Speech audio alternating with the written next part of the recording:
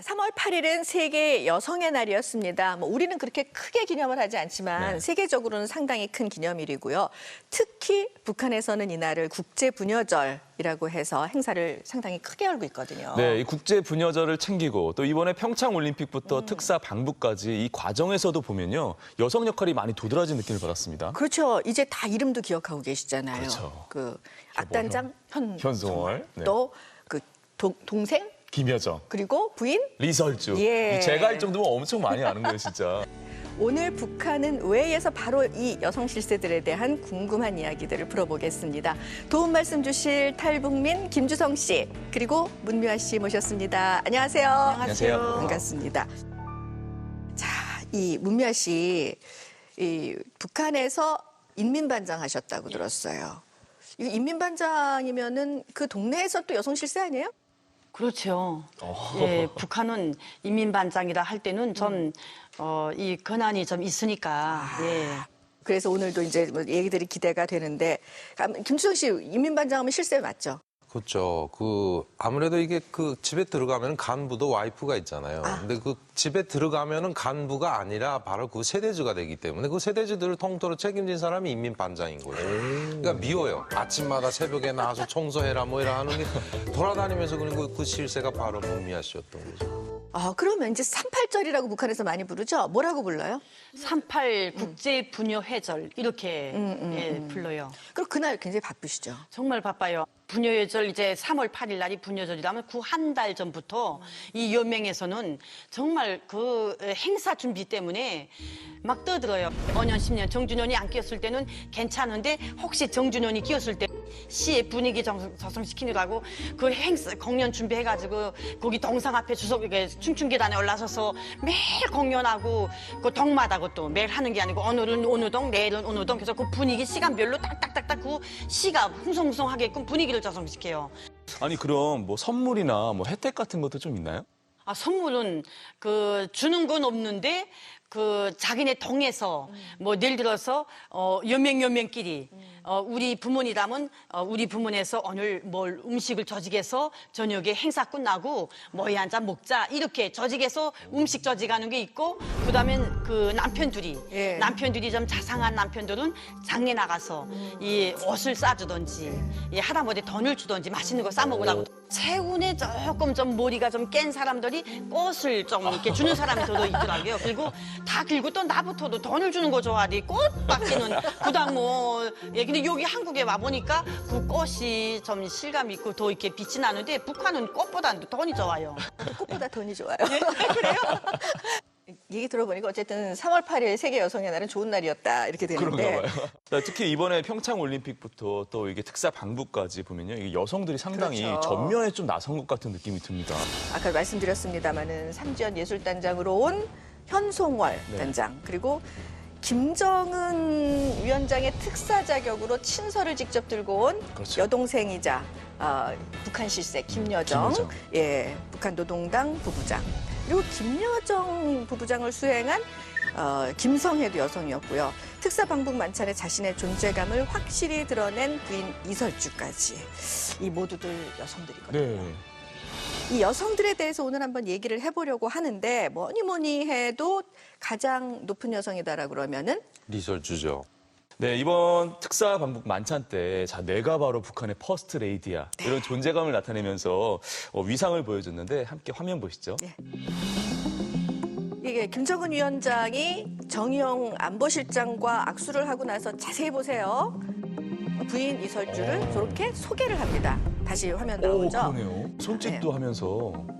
김정은 위원장이 살짝 뒤로 비껴서 부인 이설주가 앞으로 나오면서 특사단 한 사람 한 사람과 일일이 악수를 하죠. 김정은 위원장보다 앞으로 나와서 악수를 하는 거, 저 화면은 어떻게 보셨어요? 그러니까 앞서 나가서 그리고 김정은이가 이 리설주한테 악수를 권하는 그런 장면도 정말 이례적인 모습이라고 볼 수가 있겠죠. 자, 이제 만찬장 화면 한번 보실 텐데요. 자, 만찬석상에서는 김정은 위원장의 우측에 앉았습니다. 여기 보면은 이제 건배도 하는 모습이 나오고요. 이게 조선중앙텔레비전에 다 보도가 된 거란 말이에요. 그래서 특사단 일행과 건배를 하는 모습을 김정은 위원장이 아주 흐뭇하게 바라보는 것 같아요. 네, 뭐 그야말로 뭐 안주인 역할을 제대로 하는 모습이에요.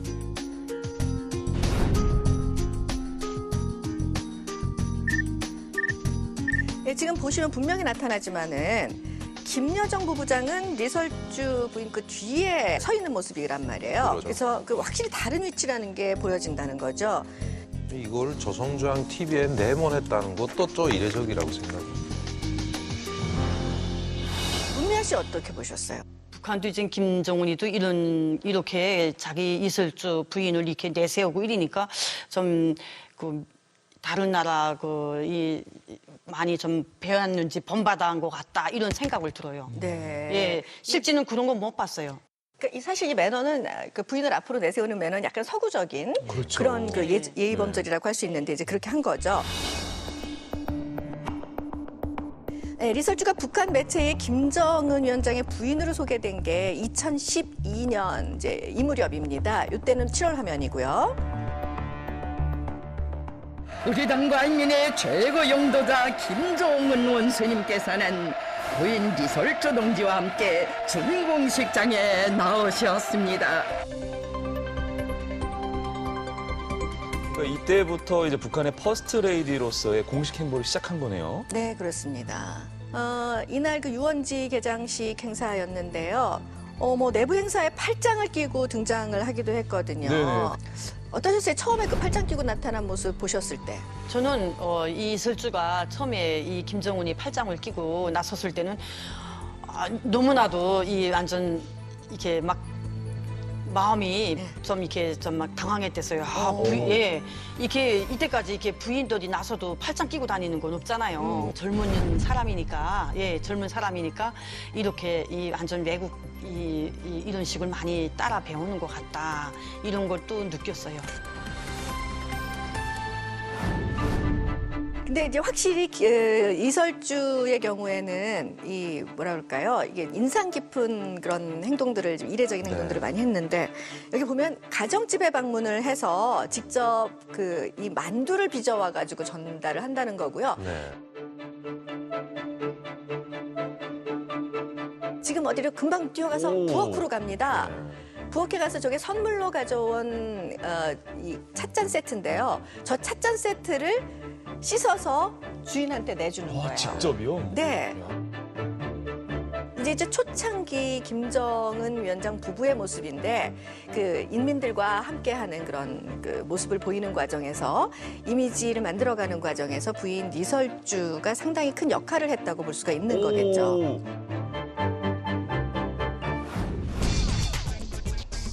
네, 그리고 다음 화면은요. 지난 2월 8일이죠. 북한군 창건 기념식 2월 8일. 그때 열병식 이게 식전 행사에서 처음으로 참석을 해서 김정은 위원장과 나란히 사열을 받는 모습입니다.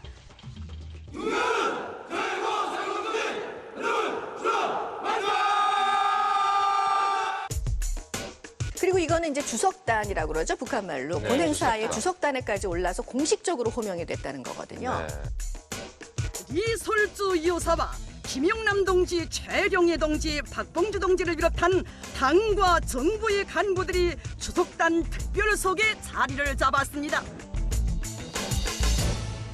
이제 이 자리에서 그동안은 뭐 리설주 동지 이렇게 부르다가 리설주 여사라는 호칭을 했어요. 여사라는 호칭을 붙이는 건 우선 첫째로 북한에서 여사, 첫 번째 여사는 강반석 여사, 김일성의 어머니. 그렇죠.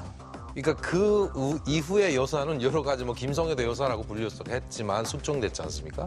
그러니까 근래에 와서 여사는 리설주가 처음인 거죠. 그러니까 북한 그 정도 내에서? 북한에서 격을 올렸다는 거죠.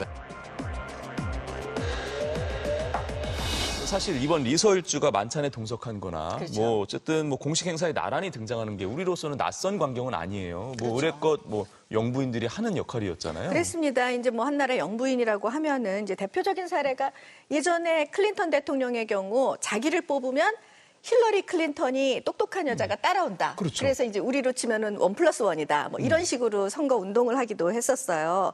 근데 북한 주민들한테는 이런 영부인이라는 역할 자체가 상당히 오랫동안 낯설었던 그렇죠. 거죠. 낯설었었죠. 뭐 거의 은폐하다시피 했고요. 결국 이게 신격화를 위해서는 여성이 그러니까 포스레이디가 나타나면 안 되는 효과도 있었다고 봅니다. 근데 이번 이미지를 이렇게 탈바꿈한 거는 역시 예전의 가부장적인 정치가 아니라 이제는 좀 더 유한 정치로 나가겠다. 이게 김정은 자체의 그 어필이 아닐까 이렇게 생각이 듭니다. 네, 김정일 위원장은 생전에 남존 여비가 심하다라고 본인이 시인을 할 정도로 이제 그랬었는데, 근데 김일성 주석은 사실 그 아주 예전엔 그렇지. 그 부인 김성애와 한 자리에 나타난 사례들이 상당히 많았거든요. 김주성 씨 어때요? 그 김성애라는 이름을 우리도 모두 알고 있습니다만은 북한 내에서 공개적으로 이렇게 등장한 적은 그렇게 많지 않았죠.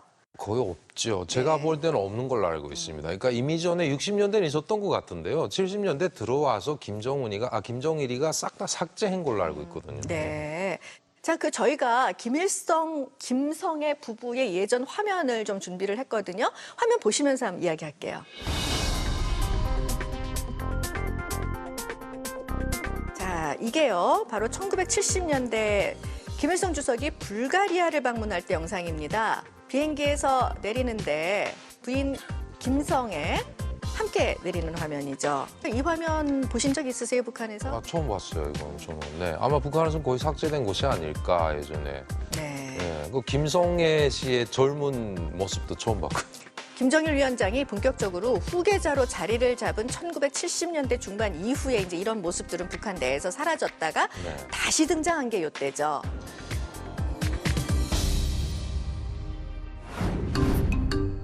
네, 지난 1994년에 미국 카터 대통령과의 회담에도 이 부인인 김성애가 함께 동행했습니다. 오늘 회담에는 김일성 주석의 두 번째 부인인 김성애가 이례적으로 참석했습니다.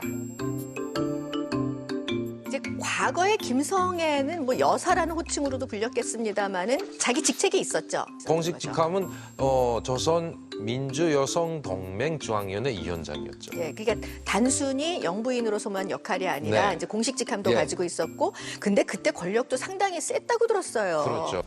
자, 김성갑이라고 해서 김성의 동생이 있었는데요. 그 사람도 역시 어느 한 중요 직책에 차지하면서 나눈 새도 떨궈서 오라고 해서 잡아먹는 뭐 이런 정도의 소문이 날 정도의 실세였죠.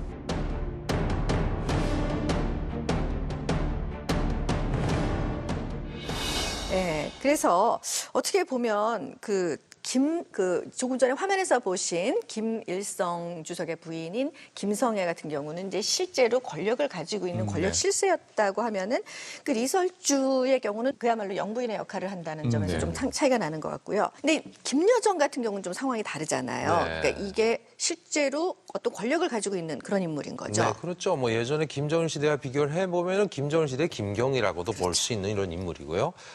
끝까지 혈통성을 강조하는 백두혈통의 공주라고 이렇게 표현을 할 정도로 또 이게 실세죠. 김정은의 철저한 파트너이기도 하고요. 특히나 이번에 평창 올림픽 기간에 김정은의 특사로 방문을 해서 실제로 많은 역할을 했는데요. 화면 보면서 계속해서 이야기 나눠보겠습니다.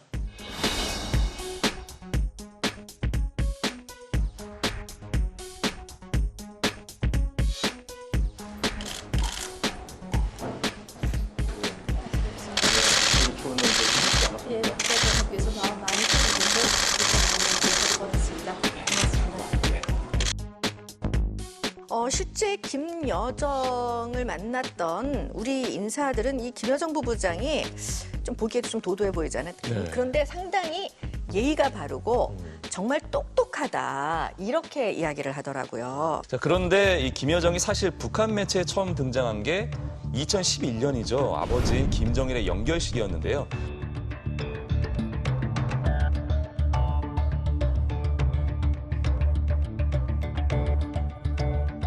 울고 있는 김정은 위원장의 뒤에 고개를 숙이고 서 있는 바로 저 인물이 김여정 부부장인 거죠.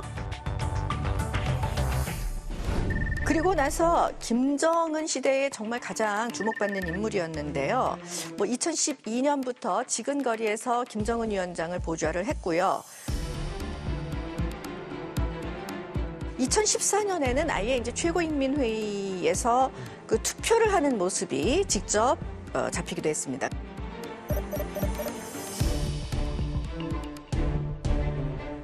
이제는 뭐 공식적인 직함을 가지고 본인 스스로가 실제로 주석단이라고 하죠. 어떻게 보면 그 권력자의 위치에 올라가 서서 일정한 역할을 하고 있고 이번에 특사단에 포함돼서 왔다든지 이제 네. 남북 관계나 외교에서도 중심적인 역할을 하게 된다고 생각을 할 수 있을 것 같습니다.